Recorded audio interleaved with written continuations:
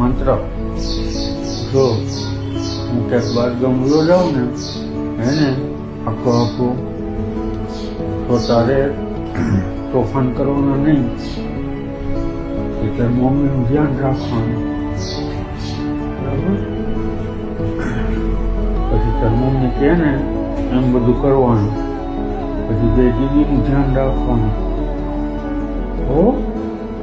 અને પપ્પાનું આવે ને તો પપ્પા કરવાનું નહીં હો. શાંતિથી રહેવાનું, ડાયો થઈ જઈશ ને રોવાનું નહીં હો. હું તારું તું મને યાદ કરીશ ને એટલે હું તારી આગળ આવીશ હો. હું તારું ધ્યાન રાખીશ હો.